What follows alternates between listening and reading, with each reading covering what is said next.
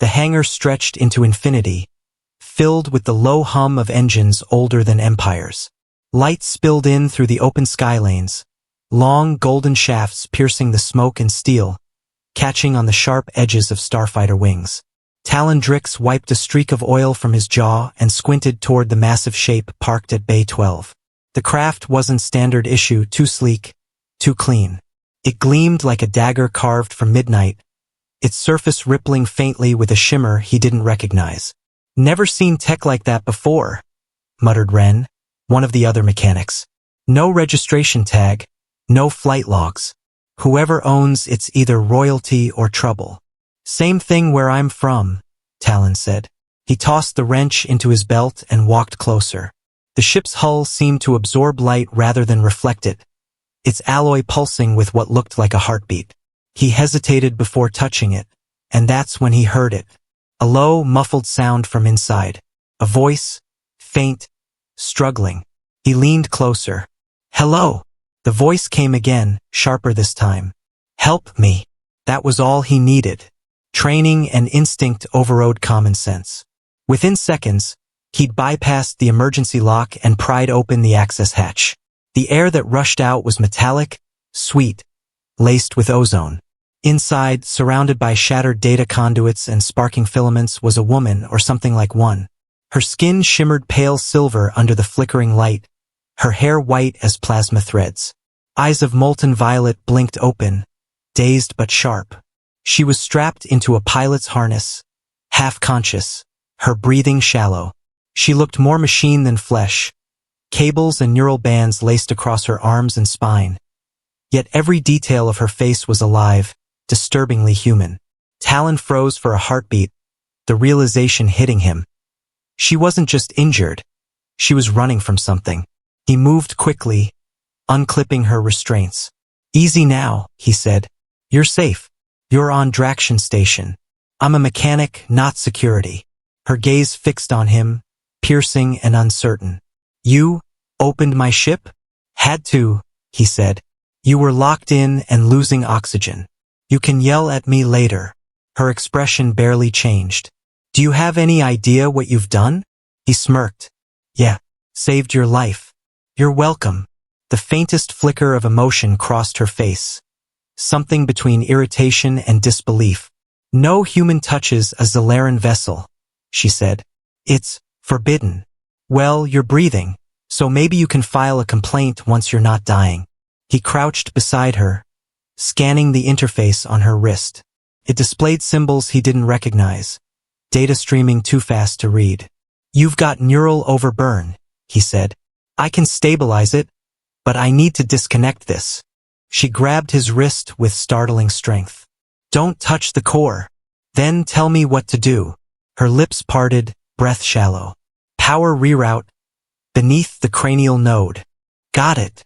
He worked quickly, tracing the cable to a port behind her collarbone. The connection was hot, almost pulsing. When he rerouted the power flow, the lights in the cockpit flickered and steadied. Her breathing evened. Slowly, her grip loosened. When she looked up at him again, her eyes had changed. Less hostile, more searching. "You're not afraid." "Should I be?" "Yes," she said simply. Before he could answer, the hangar doors slammed open. 3 armored enforcers stepped inside, weapons drawn, their armor black and trimmed with gold. Talon recognized the insignia immediately: Imperial Trade Enforcement. He cursed under his breath. "You in trouble with the guild?" "Worse," she said. "They work for me." He blinked. "Excuse me?" She stood, her movement fluid and predatory. The cuts on her arms closed as the neural bands retracted, sealing themselves into her skin. "You've already interfered," she said quietly.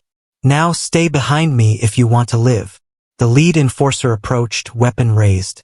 "By decree of the Galactic Exchange Authority, we are authorized to detain the fugitive transport Vetra 1 and its pilot."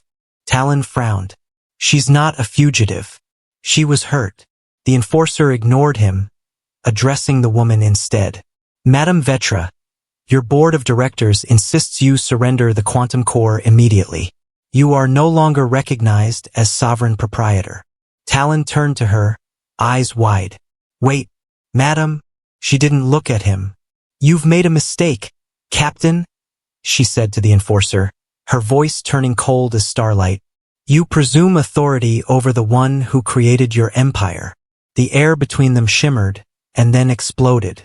A pulse of invisible energy surged from her body, throwing the enforcers across the hangar like rag dolls. Talon ducked as the shockwave rippled through the air, scattering tools and sparks. When he looked back up, the woman's eyes burned brighter, her voice steady and unearthly. Now, she said, turning to him, we need to leave before the rest arrive. Hold on, he said, stepping in front of her. You're the head of the Trade Authority? The richest being in the galaxy. She tilted her head slightly. Was, she corrected, until I refused to let them weaponize my core. He let out a breath, glancing at the destroyed enforcers. And now you're what? Running from your own empire? Her lips curved faintly, a smile that didn't reach her eyes. Running? She said. No. Retaking. She walked toward the ship, each step sending ripples of light through the floor panels. You saved me, human. Whether you meant to or not, that makes you part of this now. Talon followed, half out of curiosity, half out of disbelief. I just wanted to help, he said. Then help me fix what's broken, she said, stepping into the ship's command cradle. And perhaps, she added, glancing back at him with a gaze that could command armies, you'll live long enough to see what the galaxy looks like when it's free again. The ship's systems came alive, the engines humming with impossible energy. As they lifted from the hangar floor, the blast doors opened to the stars, a sea of infinite light stretching beyond imagination. Talon gripped the console as the stars blurred into motion. Just one question, he said over the roar of acceleration. What exactly did I just sign up for? Her eyes met his, fierce and unreadable. A revolution, she said. The ship cut through the void like a shard of black glass, moving faster than any human vessel had a right to. The cockpit lights dimmed to a soft blue glow, casting strange reflections across the woman's face as she piloted with inhuman precision. Outside, the stars bent, stretched, and reformed into streaks of light, the visual echo of faster-than-light transit. Talon sat in the co-pilot's chair, watching her fingers move over holographic controls he couldn't even name. Every gesture she made resonated through the ship, like it was more alive than mechanical. You're flying without navigation input, he said finally. You're not using coordinates. She didn't look at him. Coordinates are obsolete when you can feel gravity wells directly. I engineered this vessel to respond to my neural field. It knows where I want to go. He rubbed the back of his neck. Right? Makes sense, I guess. Just casually flying a ship with your mind. Her lips curved slightly. Not a smile exactly, but something close. Your sarcasm is inefficient. My survival mechanism, he said, keeps me sane when I accidentally get dragged into revolutions. That earned him a real look, her golden eyes flickering, amused. You speak as though you had a choice. He gestured at the control panel. Lady, I thought you were a stranded pilot, not a walking stock market rebellion. The faintest hint of pride colored her voice. You saved me regardless. That's rare in this galaxy. I don't know, he said. Back home, we call that being decent. Decent, she repeated softly, as if testing the word for the first time. Your kind fascinates me, Talon Drix. You act without calculating gain. He leaned back in his seat, smirking. That's because we're bad at math. She didn't laugh, but her eyes softened. Humans destroyed their own world, and yet you keep finding ways to rebuild. I wonder if your species is a tragedy or a miracle. Why not both? They fell into silence for a while, the hum of the ship the only sound. Then she said, the people chasing us, the board, they control 90% of galactic trade. They own the lanes, the ports, the labor markets. They think wealth means power. And you? He asked. I used to believe the same, she admitted, until I saw what my systems did to the fringe colonies. Entire worlds bled dry by numbers on a ledger. He frowned. So you decided to burn it all down. Her gaze turned distant. No, to rebuild it. Wealth without compassion breeds rot. My father created the trade dominion. I inherited it, and I will end it. He exhaled, running a hand through his hair.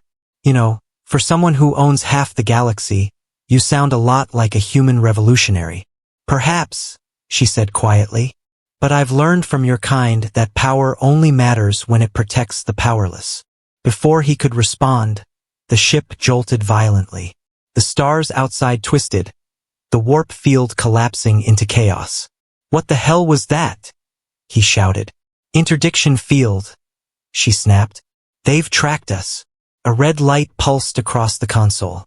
On the display, a formation of hunter ships appeared, smaller, faster, built for pursuit. Can't we outrun them? Not this time. Her voice was calm, but her eyes sharpened. Prepare for atmospheric re-entry. He blinked. Re-entry? Into what? Before he got an answer, the ship plunged downward. The stars vanished, replaced by swirling clouds of turquoise and violet. An alien atmosphere that shimmered like liquid crystal. Gravity slammed into him, pressing him against the seat. The ship screamed as it broke through the upper atmosphere, plasma licking across the hull. They burst through the clouds into a breathtaking sight. A planet of shimmering lakes and forests made of glassy growths, glowing faintly from within. Where are we? He managed. Murad Prime, she said. One of my hidden foundries is protected by cloaking fields. They won't risk descending too close. Won't risk it or can't find it? Both, she said, landing the ship on a platform that rose from beneath the surface of a lake. The hull hissed as it cooled. When the hatch opened, the air outside smelled like rain and ozone. Talon followed her down the ramp, his boots clinking on metal. The foundry spread out before them, a vast subterranean facility built into the side of a crystalline cliff. Rows of drones moved silently across assembly lines, fabricating technology that looked far beyond anything he'd seen before. This is where it began, she said, her voice echoing. The Dominion's first neural forge. The place my father designed to bind machines and thought. Talon glanced around. You built empires here. She nodded. And enslaved half a galaxy without firing a shot. He turned to her. You really want to destroy all this? Her gaze hardened. I want to give it back. Before he could reply, a drone glided toward them, projecting a holographic image. A human face this time, old, severe, eyes like steel. My daughter, the voice said, smooth but cold. You're trespassing on property you no longer own. Talon stiffened. Your father. She didn't answer. The hologram continued. You've aligned yourself with humans now? How quaint. You think mercy can unmake an empire? Her jaw clenched. Mercy can build one worth keeping. You forget, the hologram said. You are the system. Without you, it collapses. Then let it. The hologram smirked. Then you'll die with it. The image vanished. An alarm blared, distant at first, then rising. He's triggered the failsafe, she said. This entire facility will self-destruct. Talon grabbed her arm. Then let's move. They ran through the corridors, the floor trembling beneath their feet. Drones exploded in showers of sparks as containment chambers ruptured. Energy arced across the walls, lighting the tunnels in flashes of blue and gold. At the exit, the ceiling began to collapse. She stumbled, catching herself on a railing. Talon turned back immediately. Come on. She hesitated, eyes darting toward the core chamber. The data node, she said. It contains the entire Dominion network. I can't leave it. He didn't think. He sprinted into the collapsing hall. Then tell me where it is. Talon, you'll die. Not if I run fast enough. He disappeared into the smoke. She cursed in a language that sounded like fire and thunder. When he emerged again, half burned, half glowing from the radiation shields, he carried the core, a sphere of pulsing light in both hands. You owe me a raise, he gasped. Her expression broke, just for an instant, into something raw. Foolish human, she whispered, taking the core from him. You just saved 1 billion souls. The ground cracked beneath them. They dove for the exit as the foundry erupted in a column of white light. The shockwave carried them into the air, tumbling through the smoke and heat until the ship's autodrone caught them mid-fall and dragged them inside. When the hatch sealed, she slumped against the wall, still clutching the core. You could have left me, she said softly. He coughed, grinning through soot. And miss out on annoying the richest woman in the galaxy? Not a chance. Her laughter, real, unguarded this time, filled the cabin. For the first time since he'd met her, it didn't sound like royalty. It sounded human. The ship drifted in low orbit above Murad Prime, a wounded silhouette against a horizon of turquoise storms. Inside the cabin, silence lingered, the heavy, charged kind that follows survival. Talon sat by the viewport, wiping soot from his hands, while the alien woman he'd saved, Vetra Kale, former head of the Galactic Trade Dominion, examined the glowing sphere pulsing gently in her lap. The core emitted a rhythm like a heartbeat, washing the room in soft blue light. Talon watched her. So that's the Dominion's brain? It's more than that, she said quietly. It's every record, every algorithm, every manipulation of the galactic economy for the last 300 years. My father's design ensured no one could challenge him or me without access to this core. He leaned back, rubbing the back of his neck. And now it's sitting in your hands again. That's a lot of power for someone trying to destroy her empire. Her gaze rose to meet his. That's why I won't keep it. He frowned. What do you mean? I'll scatter it, she said. Distribute its data to every colony that ever suffered under our system. Let them see how deep the exploitation ran. Let them decide what to rebuild. He whistled low. You're talking about erasing the galaxy's biggest economic machine overnight. You'll cause chaos. Her expression didn't waver. Perhaps. But chaos is better than slavery disguised as order. He studied her for a moment, then nodded slowly. You really believe in this? She tilted her head. Belief is irrelevant. Responsibility is not. Something about the way she said it, heavy, deliberate, carried the weight of centuries.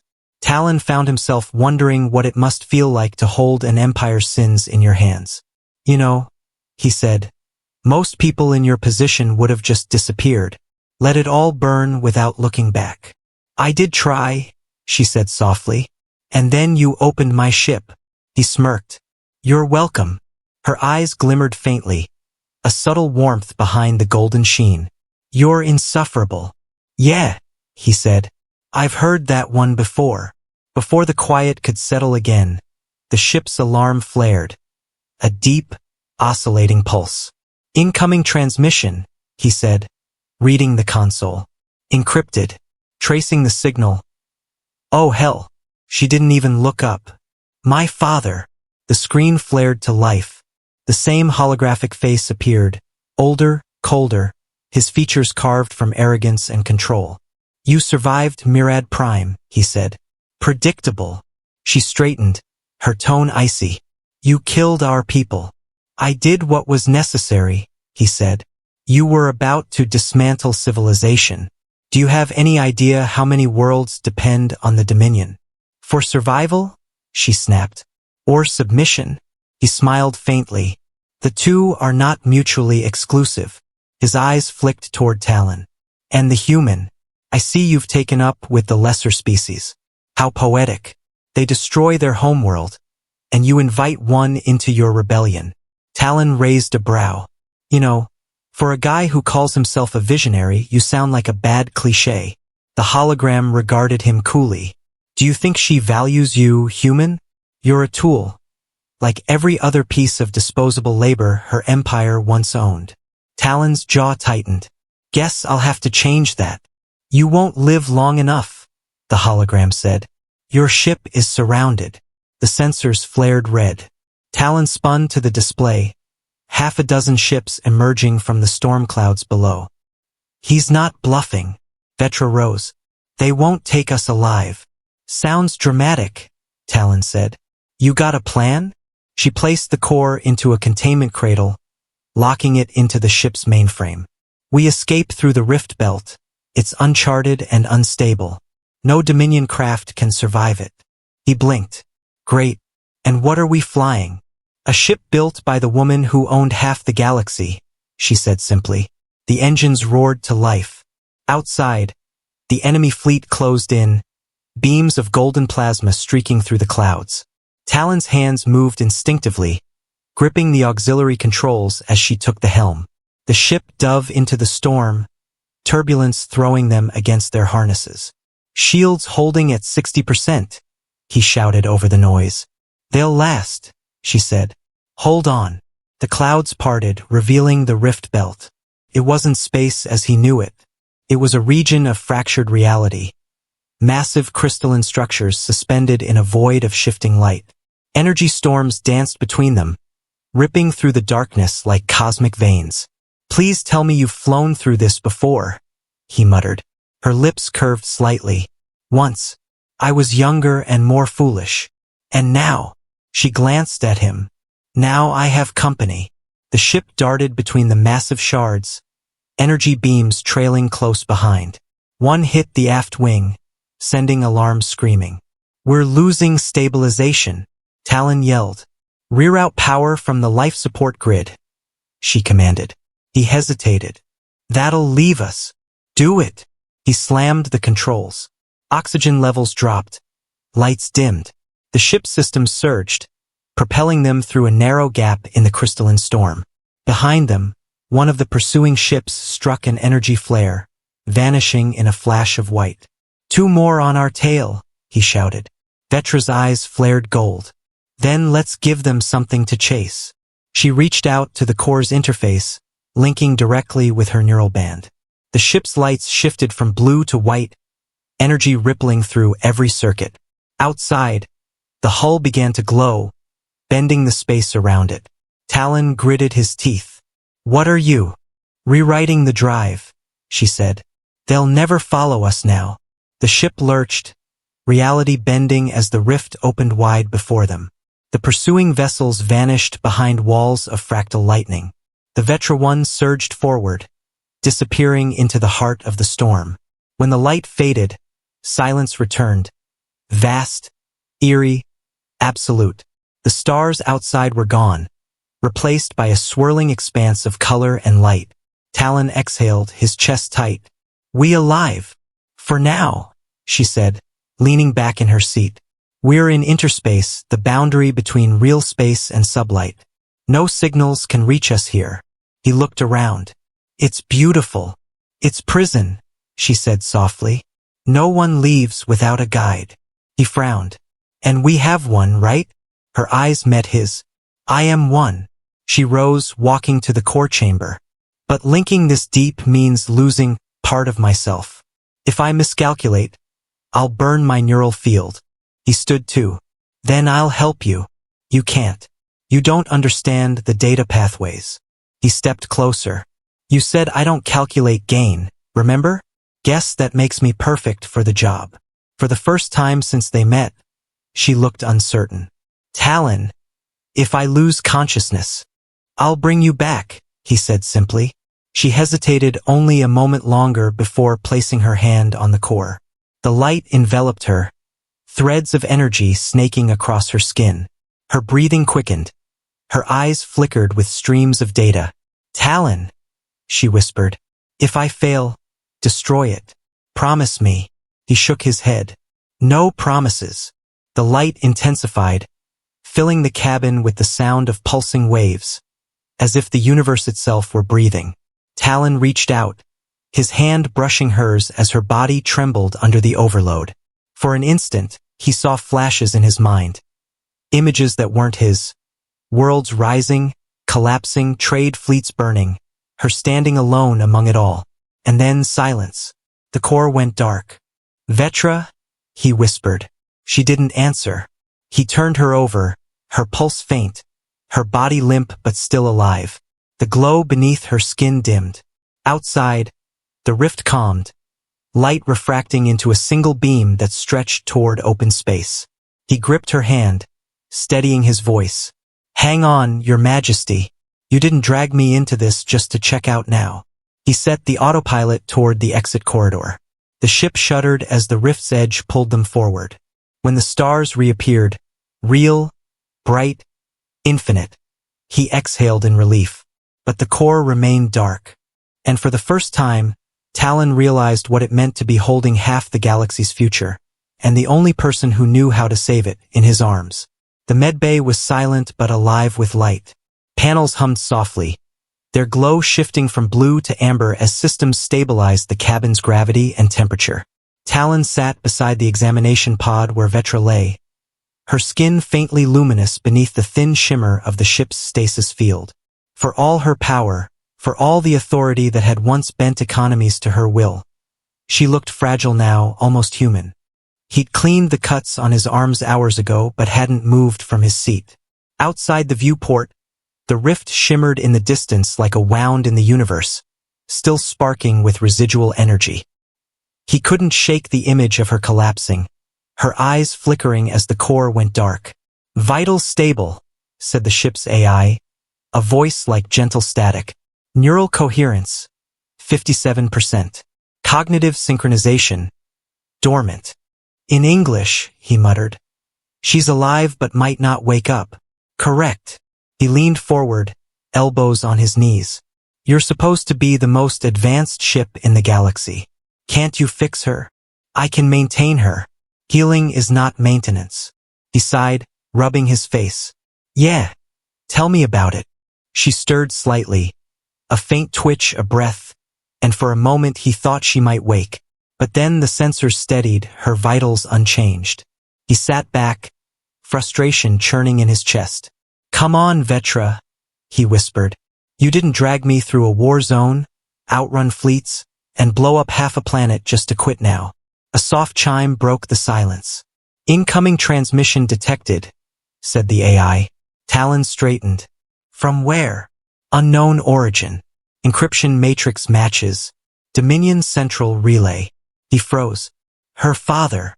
The holographic projector flickered to life, and there he was again, tall, regal, radiating disdain. "Ah, the mechanic," he said. "I was beginning to wonder if you'd survived my daughter's idealism." Talon stood, fists clenched. "She's not dead, if that's what you're hoping." "Hope?" The old man's smile was faint, cruel. "My dear boy, I don't hope. I calculate. And I calculate that the moment she reawakens, she'll destroy what remains of civilization in her pursuit of redemption." Talon's voice dropped to a growl. "You talk about civilization like it's not just another word for control." "Control is civilization," the man replied. "Without it, there is only chaos. You humans should understand that better than anyone." Talon took a step closer to the projection. "You don't get to use us as your example. We burned our world because we stopped caring about each other. You built an empire that profits from the same thing." The man's expression didn't change. "My daughter believes she can fix the galaxy by dismantling it. That's not compassion, that's arrogance." "Maybe," Talon said. "Or maybe it's courage." The hologram tilted its head. "Tell me, human, when she wakes and sees what her mercy has cost, will you still defend her?" Before Talon could answer, the hologram vanished. The ship's lights flickered. Systems rebooted. Vetra's vitals spiked, her body arching slightly as energy rippled through her veins. The stasis field shimmered and dissolved. He jumped to his feet. "Vetra!" Her eyes snapped open. Gold again, but brighter, sharper. She gasped once, then exhaled, as though surfacing from deep water. "Talon," she whispered. "I'm here," he said quickly. "Easy. You overdid it." Her hand trembled as she reached for the core cradle beside her. "Did we make it?" "Barely," he said. "We're in open space again. Your father's been calling." She froze. "What did he say?" "Same thing he always does. That compassion is weakness. That you'll destroy everything." A faint smile ghosted her lips. "Then he knows I'm alive." "Yeah," Talon said. "And he's scared." She sat up slowly, her movements stiff but deliberate. "Good. Fear suits him." He exhaled. "You nearly burned your brain out, you know that? Whatever you did back there, It almost killed you. It was worth it, she said softly. The data's free now. The Dominion's ledgers are gone. Every world will know the truth. He blinked. You actually did it. Yes, she said. And now the galaxy must decide what comes next. Which means, he said, they'll come for you. She nodded. And you, he smirked. Figures. For a moment, neither spoke. The hum of the ship filled the silence. Then she turned toward the viewport, her expression unreadable. You asked me once why I didn't disappear. The answer is simple. I was waiting for someone to remind me what it means to care. He felt something tighten in his chest. And you think that's me? Her gaze met his, and for once there was no distance in it. No command, no superiority. You didn't see a goddess or a tyrant, she said. You saw someone who needed help. You reminded me that power means nothing if it isn't shared. He chuckled softly, shaking his head. You're giving me too much credit. I just fixed a ship. You fixed more than that, she murmured. The air between them seemed to hum, charged with something unspoken. She stepped closer, her hand brushing the faint scar on his cheek from the blast on Murad Prime. You risked everything for a stranger, she said. You could have walked away. Could have, he said quietly. Didn't want to. She smiled, small but real. Then don't start now. Before he could reply, the proximity alarm blared. He spun to the console. Multiple contacts inbound. Dominion cruisers. They must have tracked the core's last signal. She didn't hesitate. Then we finish this. He stared at her. Vetra, we're one ship. Her eyes glowed again, fierce and steady. Then we'll be one ship they never forget. Outside, the stars burned bright as the Dominion fleet closed in. 10 massive ships, forming a blockade across the sector. Talon's pulse quickened. We can't fight that. No, she said. But we can show them what freedom looks like. She placed her hand on the core. It reactivated instantly, light spilling across the cabin. I can transmit the data across every Dominion frequency, every ship, every station, every world. They'll see the truth, and his control will die with it. And you? He asked. She looked at him. Once the core transmits, it will destabilize. The backlash will destroy this ship. He grabbed her wrist. Then we find another way. There is no other way, she said. This is what I was meant to do. He tightened his grip. Then we do it together. For a moment, her mask of resolve faltered. Then she nodded, placing her free hand over his. Together, then. The core's light swelled, filling the cabin with blinding radiance. Outside, the fleet halted, their comms flooded with the transmission, the truth of the Dominion's corruption spreading faster than any weapon could travel. Her father's voice echoed through the intercom one last time, full of fury and disbelief. Vetra, stop this madness. Her reply was calm, almost tender. It's not madness, father. It's mercy. The core erupted in a final surge of light, expanding outward in a wave that rippled across the stars. One by one, the Dominion ships powered down, their systems flooded with truth. Inside the Vetra one, Talon held her close as the light consumed everything. Then silence. When he opened his eyes, he saw only stars. The ship floated intact, systems flickering but alive. Vetra's head rested against his shoulder, her breathing faint but steady. You did it, he whispered. She stirred, her voice weak but certain. We did it. Outside, the stars began to shift, no longer symbols of control, but of endless possibility. The galaxy was quiet. For the first time in centuries, the transmission channels were silent. No orders, no trade quotas, no digital decrees binding worlds to invisible chains. Only the hum of the stars remained, and the faint echo of data dispersing through space like pollen in the wind. Talon stood at the ship's viewport, staring out at the dawn of a different galaxy.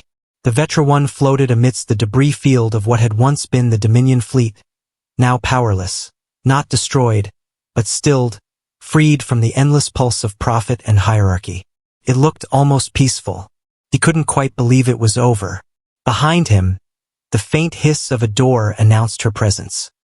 He turned, and there she was, Vetra Kale, no longer in the regal armor of the Dominion's monarch, but in a simple gray suit lined with faint light. The markings on her skin, those living veins of gold, had dimmed, though they still glowed faintly beneath the surface, as if the stars themselves remembered her. "How's the core?" he asked quietly. "Gone," she said. "Its matrix dissolved after the transmission. The data is everywhere now. No one can hoard it again, not even me." He nodded slowly. "So you really did it." "We did," she corrected. "You helped me end the Dominion." He smiled faintly. "Yeah, and probably ruined your retirement plan in the process." That earned a soft laugh. Not the cold, distant sound of royalty, but the quiet, genuine kind she'd learned from him. "I was never very good at resting," she said. "Or trusting." "Guess we both learned something new then," he replied. For a while, they stood side by side, watching the slow rotation of the derelict ships outside. Tiny shuttles from liberated colonies were already converging on the field, scavenging supplies, broadcasting messages of solidarity, rebuilding. The galaxy was rediscovering its own voice. She finally spoke. "Do you think they'll forgive me?" He looked at her, the once untouchable architect of an empire now asking the simplest, most human question in existence. "Eventually," he said. "But forgiveness isn't the point. You gave them a choice. You gave them truth." She nodded, eyes distant. "Truth is heavier than gold." "Yeah," he said softly. "But it's also worth a lot more." The ship drifted closer to one of the colonies, a world once bled dry by Dominion taxes, now bathed in sunlight. The oceans glittered like liquid glass, untouched by industry for the first time in generations. Children ran along its shores, visible even from orbit through magnified lenses. For the first time, she saw the world she'd spent her life owning. Not as property, but as life. "I used to measure everything in numbers," she said. "Credits, percentages, margins of efficiency. I never understood that what made humanity dangerous wasn't your hunger for wealth, but your refusal to stop reaching, even for the impossible." He chuckled. "We're good at falling on our faces. And getting back up," she said. "That's what frightens the powerful." She turned to him then, her gaze softer, the distance between them finally gone. "You could go back, you know," she said. "Now that the Dominion's gone, the colonies will need engineers, leaders, builders." He smirked. "You trying to get rid of me already?" Her lips curved. "No. I'm trying to give you something you gave me, choice." He hesitated. "If I left, what would you do?" She looked down at her hands, flexing them as if feeling the pulse of the galaxy through her skin. "I'll travel, help rebuild what I can, teach what I've learned. And maybe, when the galaxy forgets my name, I'll finally stop being a symbol." "Good luck with that," he said. "You're kind of hard to forget." She smiled, faint but real. "So are you." The quiet that followed wasn't awkward this time. It was full, a silence that said everything words couldn't. The hum of the engines blended with the soft thrum of distant stars, the sound of a universe breathing again. After a while, he asked, "Do you ever think about what comes next? After all this?" She glanced at him. "Do you mean after redemption? Or after revolution?" "Either. Both." She thought for a moment. "Then I suppose we learn to live without chains. Even the invisible ones." He nodded slowly. "Yeah, maybe that's what freedom actually is." The ship's console pinged softly, a signal from the colonies below. A simple message, transmission received. "Thank you." Vetra stared at it for a long moment, her expression unreadable. Then she whispered, "Thank you, Talendrix, for seeing me when I was only a shadow." He looked at her, this woman who had once ruled galaxies and now stood uncertain in the light of her own creation. "You weren't a shadow," he said quietly.